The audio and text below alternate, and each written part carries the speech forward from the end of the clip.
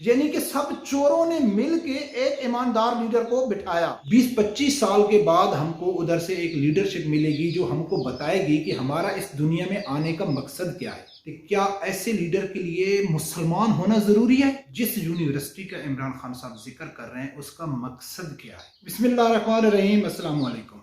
Nadreen, जब से हमने होश संभाला है तो एक बात हम ये सुनते आ रहे हैं कि जो इस्लाम के खिलाफ कुव्वतें हैं, यानी कि यहूद व नसारा हैं या यूरोपीय कंट्रियाँ हैं या कोई भी है जो इस्लाम के खिलाफ है, वो इस्लाम को कमज़ोर करने के लिए क्या क्या साजिशें करते आ रहे हैं।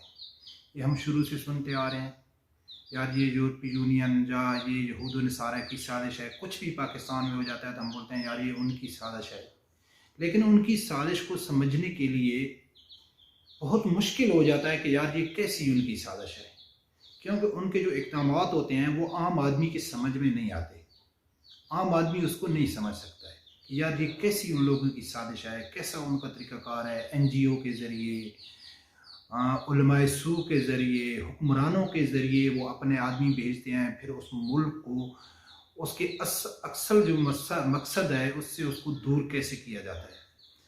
दोस्तों, मैं आप लोगों को एक वीडियो सुनाता हूँ इमरान खान साहब की। वो वीडियो सुनो, फिर मैं आप लोगों को पूरा उसके पसे पर्दा सब हक़ाइक़ बताऊँगा कि असल में जिस यूनिवर्सिटी का इमरान खान साहब जिक्र कर रहे हैं उसका मकसद क्या है, उसको बनाने की ज़रूरत क्यों पड़ी। सबसे पहले आप इमरान खान साहब का वो वीडियो।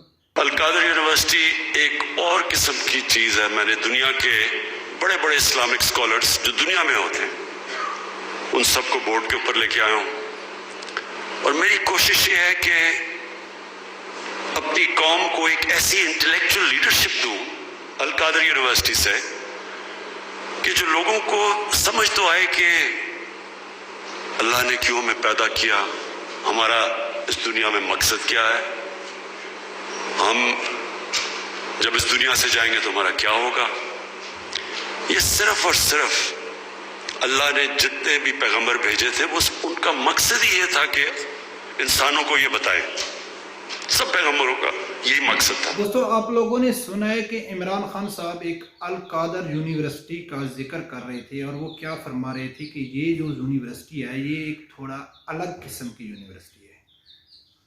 इसमें ऐसी लीडरशिप मैं तैयार करूँगा कि जो आवाम को बताएगी कि उनका असल मकसद क्या है दुनिया में आने का, और वो दुनिया से जाएंगे तो उनसे क्या हिसाब किताब होगा, और इंसानों और जानवरों में फ़र्क क्या है।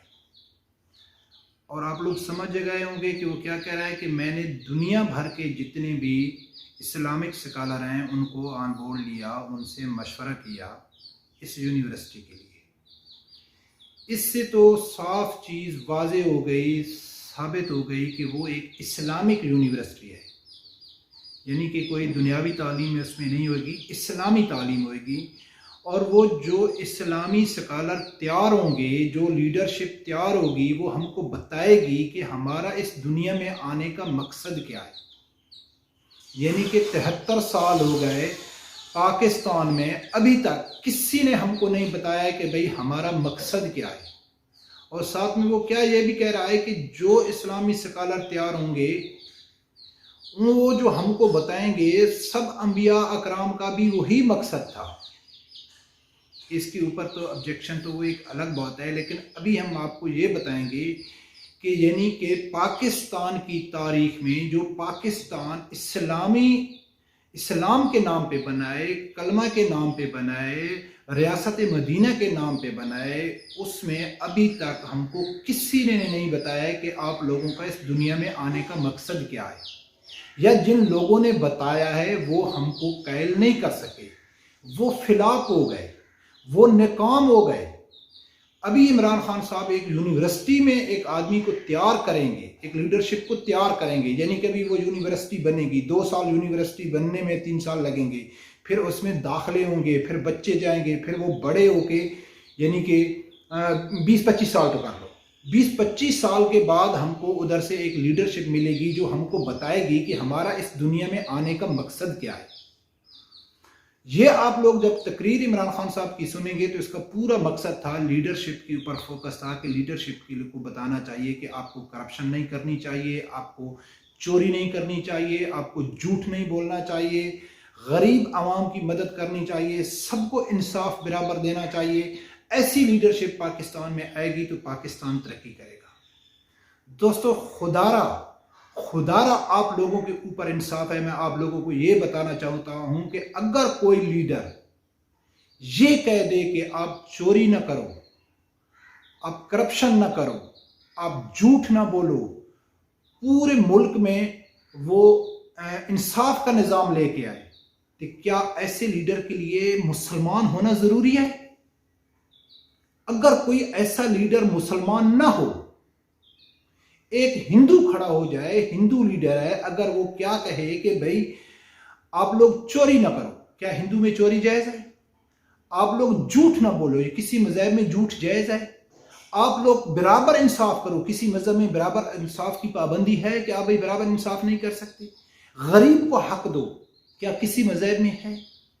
तो ये मजहबी स्कॉलर हमको सिर्फ इतना बताएंगे, ये यूनिवर्सिटी जो इमरान खान साहब कर रहा है वो हमको ये बताएगी कि चोरी ना करो, डाका ना करो, करप्शन ना करो, गरीबी इंसाफ करो। जो मेरी माँ ने, मैंने बोलना सीखा था तो उसने सबसे पहले मुझे सिखाया था, बेटा झूठ ना बोलना। हाँ, मैं उसके ऊपर अमल किया या नहीं किया वो एक बात का उसके ऊपर बाद में डिस्कस करेंगे। मुझे माँ ने सिखाया है कि बेटा किसी का खिलौना चोरी नहीं करना, बेटा ये किसका लेके आ गया, जाओ उनको वापस करके आओ, बेटा झूठ नहीं बोलने का, बेटा ये आपका अंकल है, प्लीज इसको अंकल बोलो, इसको आंटी बोलो, बदतमीजी से बात नहीं करो, बेटा जब आपको कोई बुलाए तो आपको जी करके बुलाना चाहिए। ये सबक मेरी माँ ने मुझे 3 साल में सिखाया, जो इमरान खान साहब की यूनिवर्सिटी सिखाएगी। स्कूल में मुझे सिखाया गया कि हराम की कमाई मत खाओ, मेहनत करो, खुद अपने पांव पे खड़े हो, किसी का हक मत खाओ। गलती से अगर किसी ने चोरी कर दिया तो उसको छुपाने के लिए तरीका बताया गया। जब कोई बच्चा खिलौना या कोई चीज चोरी करता था तो टीचर क्या बोलते थे कि भाई बच्चों, आप लोगों ने किसी एक ने चोरी कर दिया, अभी किसी को सामने हम नहीं कर सकते कि उस बच्चे को शर्मिंदगी होगी, उसकी बेइज्जती हो जाएगी, तो वो कमरे में भेज देते थे एक एक करके। तो वो जिसने वो चुराया होता वो छोड़ के आ जाता था, मालूम नहीं पड़ता था किसने चुराया है।